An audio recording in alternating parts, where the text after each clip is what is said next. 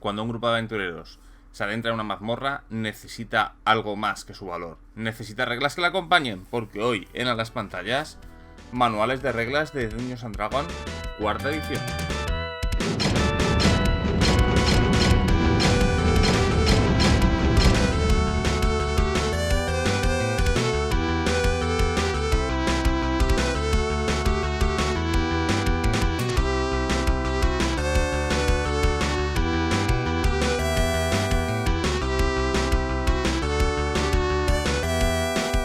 Buenas a todos, soy Ezcardan de nuevo. Hoy os traigo estos manuales, son manuales de reglas, lo podemos decir manuales de Crunchy, de D&D cuarta edición, en los que, bueno, yo tengo estos dos, salieron en inglés muchos más, y creo que en español también, pero bueno, hoy nos centraremos en estos dos, que son los que yo tengo.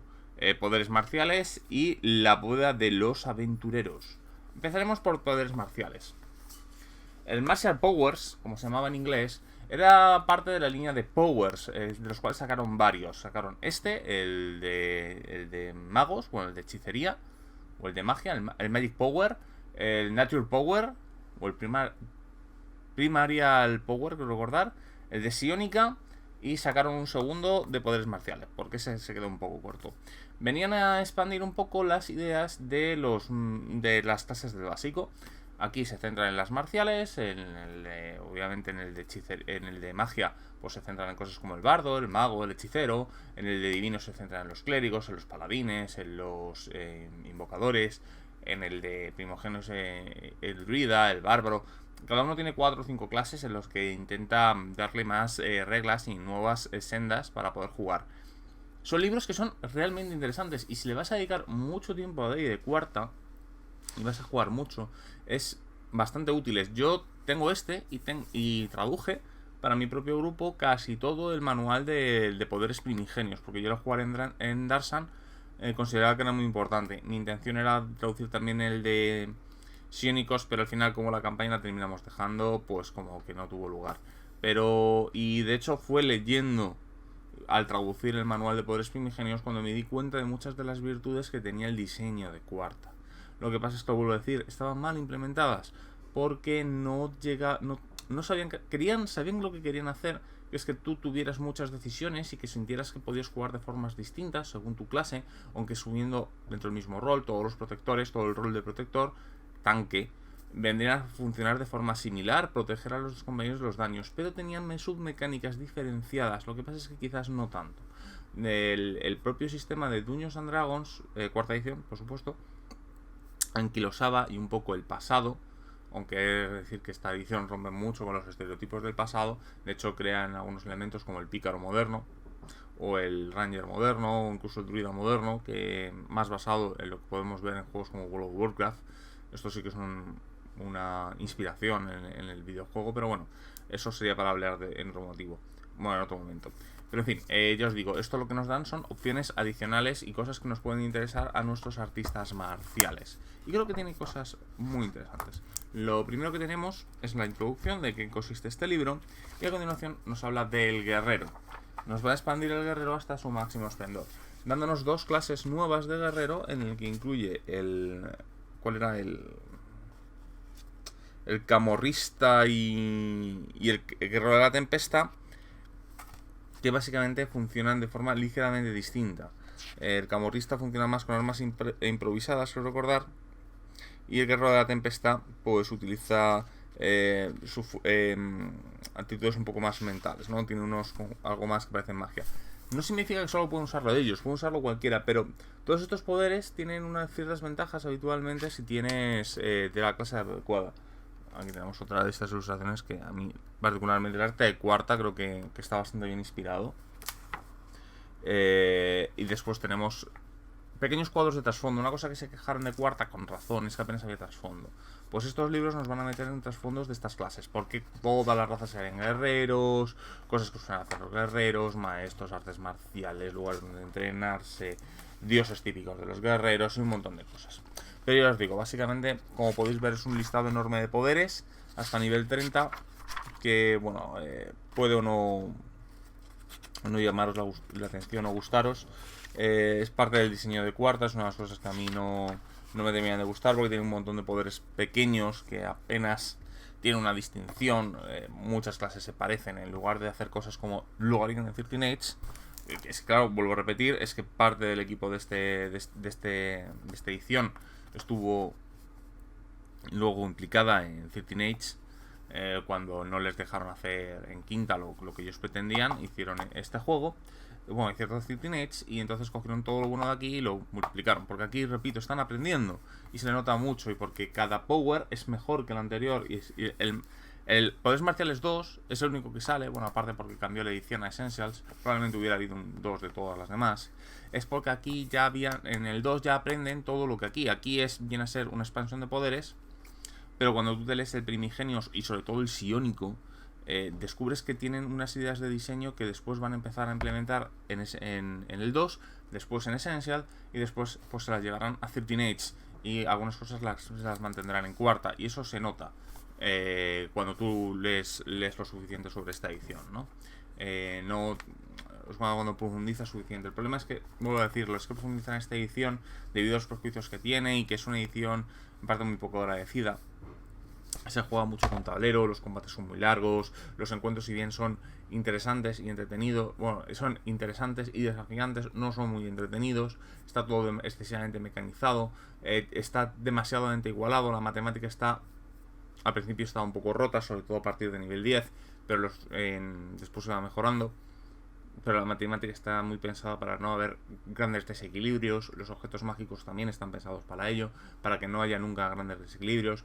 Todo el mundo sepa que está. Por ejemplo, el no tirar los puntos de vida que ganas, sino que ganas unas cantidades de puntos fijas, te hace pensar, vale, ¿cuántos puntos de vida podría tener un mago? Va a haber una oscilación como máximo de 6 puntos, porque depende un poco de tu puntuación inicial de constitución, pero no va a haber grandes modificaciones. Y eso ayuda mucho a la hora de crear y gestionar un montón de herramientas del juego. No entras dentro de la aleatoriedad de que, por ejemplo, yo recuerdo, teníamos un guerrero de nivel 10 con 68 puntos de vida y un guerrero de nivel 10 con 112 puntos de vida. ¿Por qué? Porque uno de los jugadores sacó casi siempre 10 y otro sacó casi siempre 1 y 2. Eso llegó a tal punto, en tercera edición hablo, que hubo que buscar una forma de remedio, ¿no? Garantizar unos mínimos, porque el guerrero empezaba a tener los mismos puntos de vida que el clérigo. Pero bueno, son cosas que pueden mecanizar y que están bien para la hora del equilibrio, pero claro, es que no estamos jugando un juego de tablero ni un videojuego, estamos jugando un juego de rol, y el desequilibrio a veces no es malo, es una buena decisión es una decisión de diseño que se puede tomar de forma consciente, y de hecho algunos juegos lo toman y no por ello son peores. Por eso muchas veces digo que la matemática no es a menos que esté evidentemente destruida, no es excesivamente importante. Es más importante la intencionalidad de la regla que su matemática intrínseca. Y aquí se preocuparon demasiado de la matemática intrínseca y no de la intencionalidad de las reglas. Después se van a empezar a preocupar de la intencionalidad de las reglas. En Poderes Primigenios y Psiónicos se va viendo bastante bien que empiezan a introducir ciertas cosas en el que hay una intencionalidad en diseño. Lo que pasa es que, claro, tiene que pencar y ser coherente con la matemática que habían creado, ¿no? Pero ya os digo, después de todos estos poderes llegamos a las clases parangones, que algunas de ellas pues son genéricas y otras para las dos ramas presentadas aquí. Tenemos cosas como el acorazado, el adepto, el asolador. Realmente son muy poco evocadoras muchos de los títulos, por desgracia, en esta edición. Te tienes que leer mucho el texto y ser un poco... entrar dentro mucho del elemento de diseño profundo si te interesa, ¿no? No tienen una gran evocación. La mayoría de ellos, porque algunos, por ejemplo, como el dragón interior, pues sí, pero el dragón interior pues es una clase de dracónico, un guerrero dracónico que despierta los dragones, la sangre de dragón interna, o por ejemplo el defensor enano, que es un clásico en este tipo de cosas, ¿no? O el diablo de la guerra, que es cuando es una especialización del Tiefling. Mienten también especializaciones raciales, que yo creo que están muy bien. A las razas más prominentemente guerreras le suelen dar, ¿no? No tienen todas. Por ejemplo, pues para mí me sorprende, ¿no? Que le falta un elfo guerrero, que creo que es un clásico. Más también, aparte del mago elfo, que son los dos estereotipos. Un estereotipo del guerrero élfico, ¿no? Lo que pasa es que aquí entra más bien el explorador o en el pícaro por los elementos de diseño, ¿no? Después tenemos el explorador, funciona igual. Ya os digo, un problema de diseño es que funciona 100% igual. Nos presentan dos variantes de explorador, algunas bestias nuevas, nos dan unas ampliaciones de cómo dar las reglas, porque cada raza se metería a ser explorador. Bueno, no todas, las más insignes son exploradoras. Dioses de la caza, dioses de deidades a coger, algunos trucos de típicos explorador, pequeños detalles, ¿no? La presa del cazador. Consejos de si queremos hacerlo más a distancia o de cuerpo a cuerpo, el típico explorador con dos armas que se está volviendo muy popular, también a raíz de videojuegos, por supuesto. Que vuelvo a repetir, yo no lo veo malo, pero es verdad. Igual que muchos de estos juegos cogieron su base de D&D, de hecho, Final Fantasy original utiliza el bestiario de Dungeons and Dragons entero. Algunas variaciones, pero poca cosa. Después los juegos de rol cogen de los videojuegos, porque lo que tiene todo este elemento de cultura, podríamos decir friki, por así decirlo, pero bueno, pero para mí es un elemento cultural más, en realidad, es que se están cogiendo ideas continuamente. Este intercambio de ideas y ver lo que están haciendo los demás y coger lo que funciona para intentar adaptarlo a mi medio, para mí es perfectamente válido y es necesario para no anquilosarse. Y bueno, pues D&D pues coge esto, ¿no? D&D al fin y al cabo es un juego que intenta reflejar, si os fijáis muy bien, en la forma de hacer las cosas en cada época. Quinto es un reflejo, cuarto es un reflejo, tercero es un reflejo, segundo es un reflejo, primera es un reflejo. Todas son ediciones tan diferentes, de hecho son técnicamente juegos distintos. La palabra edición podrían haberse incluso llamado de formas distintas, porque no tienen nada que ver, son completamente incompatibles, suelen tener elementos de juego completamente que no tienen nada que ver. Sí tienen elementos comunes, pero muy pocos. Y bueno, pues aquí vieron que había una cultura del videojuego con juegos como World of Warcraft, EverQuest Ultima, que probablemente podían aprovechar y pues lo cogieron. Quizás no de la mejor manera posible, pero bueno, yo la verdad lo agradezco, porque yo vuelvo a decir, este juego ha inspirado mucho, y estos libros cuando los lees te das cuenta de ello, que se inspiraron, y luego hay gente que se ha inspirado en cosas de cuarta porque claro, un videojuego funciona porque tiene mecánicas propias y además tienes un ordenador haciendo cosas, ¿no? No tienes seres humanos. Entonces hay juegos que dicen, oye, yo estoy jugando con cerebros humanos, no con ordenadores, voy a hacer cosas distintas. Y puedes coger muchos caminos, ¿no? Fijaos, de 3.5 han salido juegos tan diferentes como Pathfinder 2 y de cuarta. O sea, que se pueden hacer cosas muy diferentes, ¿no? Incluso cosas como Steer with a Number o Godhound han salido de juegos de este tipo de corrientes. Quizás más a D&D que de tercera, pero bueno. En fin, lo mismo.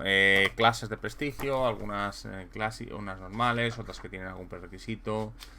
Por ejemplo, aquí pues tenemos algunas pueden tener las varias clases. Por ejemplo, hay una clase que puede ser un guerrero y explorador. Puede coger la clase parangón.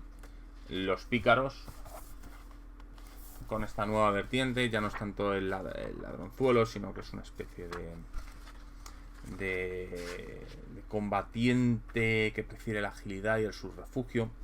Me tenía que gustar todo. Pero bueno, tenemos el equilibrista y el degollador. Nuevas palabras, nuevas habilidades. Yo os digo, el libro en general está cortado por un patrón muy similar. No hablar de todos los poderes, pues os podéis imaginar que a unos 8 o 10 poderes por página en un libro de unas 120 páginas pues podríamos pasarnos todo el día detallando los poderes. Pero bueno, clases de prestigio también, por clase, por especialización y por raza. Algunas tienen también alguna dote y tal, pero que es poco que comentar.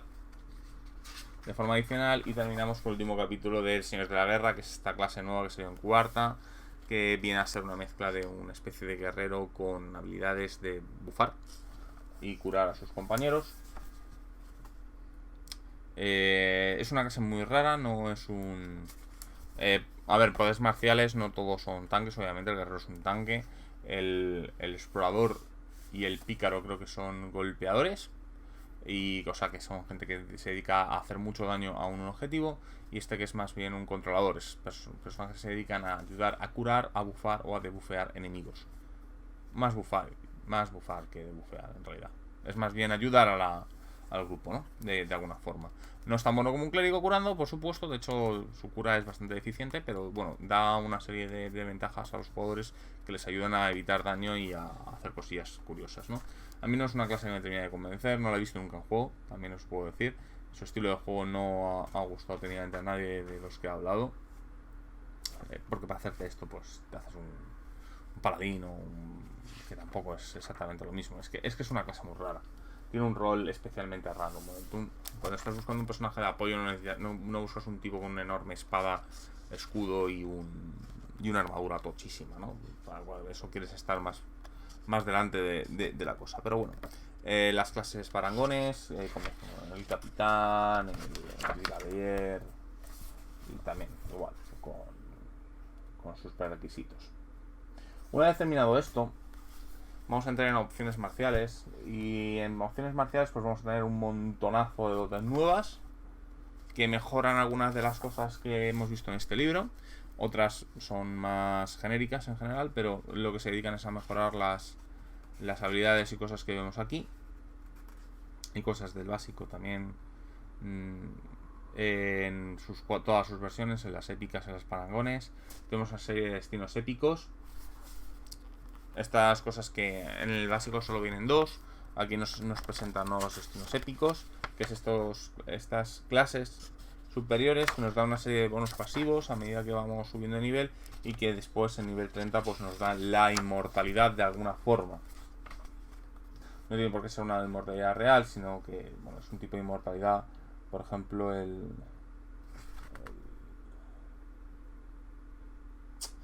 maestro de la guerra,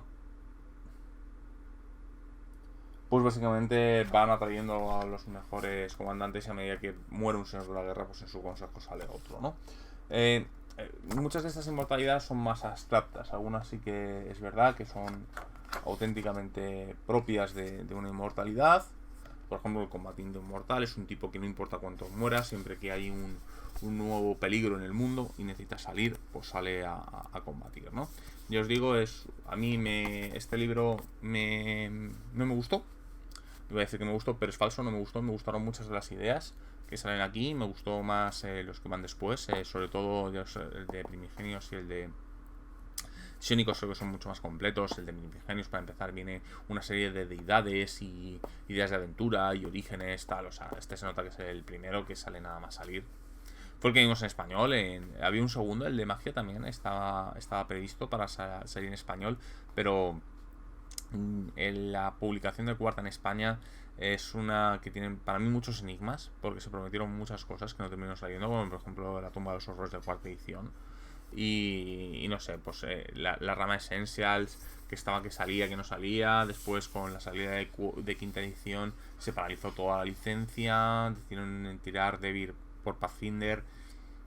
Sabemos lo que ha pasado con quinta para llegar en español, ¿no? La complicada travesía que ha tenido. Pero bueno, yo os digo, el libro no es muy allá. No, yo no lo recomiendo, ¿eh? El 2 sí lo recomiendo. O sea, si tenéis la opción de poder escoger entre el 1 y el 2, recomiendo el 2, es mucho más completo. Y los demás, el de Arcane no lo he leído, pero a mí el de Primigenios me gustó bastante. Quizás porque gran parte, como lo sé muchísimo, pues claro, y lo traduje, ¿no? Le tengo un cariño más especial. Pero bueno, ya os digo, aquí, poderes marciales. Vuestra es la decisión. Yo digo que le dais mucho a cuarta. Está pensado si le das mucho a cuarta, pero ya os digo, entre este y el 2 es que no hay color. Y bueno, ahora toca el turno de La Boda de los Aventureros, que es un manual de armas y equipo. Malísimo. A ver, es necesario para jugar a cuarta. ¿Por qué? Porque en cuarta edición, la forma que tiene de crearse el juego necesita de esto. Porque principalmente todo en cuarta presupone que tú tienes objetos mágicos y que tienes ciertas herramientas. Y aunque es cierto que hay muchas en el manual básico, no hay suficiente variedad. De hecho, solo tenemos un tipo de pociones. Así que este manual, por desgracia, se hace necesario si no quieres ver la misma espada y la misma armadura todo el rato. Es un manual dedicado por cumplir, en el que, bueno, pues tenemos distintos tipos de materiales, nuevos tipos de armas, vehículos y una retahíla de objetos mágicos entre armas, armaduras y objetos maravillosos casi limitada. Para mí ni siquiera tiene objetos especialmente interesantes o que den pie a decir, hostia, esto como mola, tal. No, no lo tiene. De hecho es bastante ordinario. Y para mí crea esta situación que suele tener este tipo de juegos, en los que la creación en masa y de producción casi capitalista de los objetos por objeto y demanda, en el cual no tiene ningún tipo de intencionalidad, historia, ni nada por el estilo, pues sinceramente me molesta. O sea, ¿qué clase de mago se dedica a hacer miles de espadas más uno para que la tengan aventureros de nivel 3 de todo el mundo? Porque lo necesitas. Porque todos los monstruos a partir de ese nivel presuponen que tú tienes un arma, un arma más uno. No lo entiendo. Entonces a mí este tipo de libros me es tremendamente molesto y no me gustan. Lo que pasa, bueno, vuelvo a repetir, es que es necesario, porque tal y como tú has hecho esta edición, si no tienes esto, es que estás hasta las narices, pero hasta las mismísimas narices, de tener siempre los mismos malditos objetos.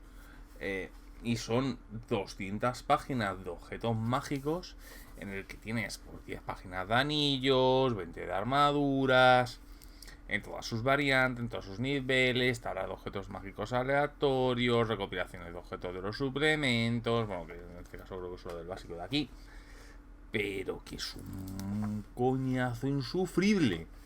Y es verdad que al final, las 5 últimas páginas, tiene un par de buenas ideas, cuando nos hablan de los objetos únicos, en que estos te intentan presentar de mala manera y sin llegar a nada concreto, pero al menos tiene un algo, que son los objetos únicos, en los cuales nos hablan de objetos creados es proceso, con sus ciertos encantamientos, con su propio alineamiento, con su intencionalidad, con su historia, que para mí debe de ser la base de todo objeto mágico. Quizás por eso me gusta especialmente el anillo único, en donde todos los objetos tienen una importancia clara, están imbrincados en la historia del mundo y no son mercancía. Incluso 13 Age, con el hecho de que todos los objetos sean inteligentes y tengan su intención, también tiene ese elemento. O sea, a mí lo que me molesta es esta casi elemento industrial procesado del McDonald's, en el cual pues tienes miles de objetos mágicos para comprar en miles de tiendas. O sea, este es el manual de Walmart del mundo de Dungeons and Dragons, y para mí supone todo lo malo que tiene esta edición. Para mí es ese tratamiento de los objetos mágicos y en general del equipo, para mí en cuarta edición supone mi mayor escollo. ¿Por qué lo tengo? Porque es necesario. Es que, vuelvo a repetir, es que solo tienes una poción en el básico. Si quieres más tipos de consumibles, que den cualquier chorrada necesitas aquí. Dices, pero Rubén, ¿tú diriges en Darsan? Sí, bueno, pero a ver, esto funciona igual. No sé si habéis leído las novelas de Darsan, pero los personajes comen raíces y hojas que les dan ciertas cosas, ¿no? Resistencia al frío, resistencia al calor, les permiten curarse, les permiten eliminar la fatiga. Y todo ese tipo de cosas solo se pueden conseguir con este libro, porque, ya os digo, en la básica solo vienen puntos de vida. Así que no sé, no me termino a mí de convencer. Para mí es una compra que hice para tener un poco más de variedad. Como vuelvo a decir, a mí las dos campañas que hice en cuarta edición, al final ninguna superó el nivel 7. Aparecieron otros juegos que me llamaban mucho la atención, ¿no? Esto para mí desaparece. Yo os digo, es que me cuesta hasta recomendarlo. Si vais a dedicar muchísimo a cuarta, pero muchísimo a cuarta, y no meramente para leerlo inspiración, o sea, para como material de inspiración es terrible, o sea, no merece la pena. Para eso tenéis los objetos mágicos del básico. Si os lo queréis es inspiraros en hacer cosas a partir del motor de cuarta edición. El básico, más que de sobra. Estos son un montón de variaciones. si vais a jugar... Joder, si vais a jugar mucho. Si estáis dispuestos a dedicarle 200 partidas a de cuarta, os lo recomiendo. Para pachanguear una campaña cortita o de 10 niveles o así, o incluso solamente una campaña aunque te lleve de 1 a 30, no, o sea, esto es para jugar mucho. Para jugar mucho y para jugar muchas veces y para llevar 5 o 6 PJs a lo largo de tu vida. En día de quinta no necesitas, pero olvidaos de él. Muy malo. En general. Pasa todo lo contrario que el anterior. Que el anterior, bueno, pues tiene el pecado de ser el primero, pero es una serie de libros que va mejorando con el tiempo. Pero este no. De hecho, existe una boda de Aventurero 2 que ni me he molestado ni en intentar mirarla. O sea, imaginaos. Así que bueno, poco más. Sé que a lo mejor os gustaría que hablara un poco más de ese libro, pero es que no merece la pena. Si es que son 200 páginas hablando de objeto más 1, objeto más 2, objeto más 3, objeto más 4, objeto más 5, objeto más 6, sónico, no sé qué. Una vez por combate lo puedes activar para empujar a un enemigo una casilla. No tiene ningún sentido hablar de ese libro.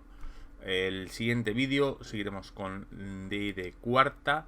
Y en principio hablaré un poco de manuales un poco raros que tienen la cuarta edición. No raros porque sean escasos, no, porque no son cosas como el manual de los planos, el tumbas saqueadas y tal. O sea, manuales un poco que están en un término muy intermedio y que además en su momento fueron bastante polémicos cuando salieron. Y después ya terminaremos probablemente con Darsa. Así que bueno, soy Scardan, hasta otra.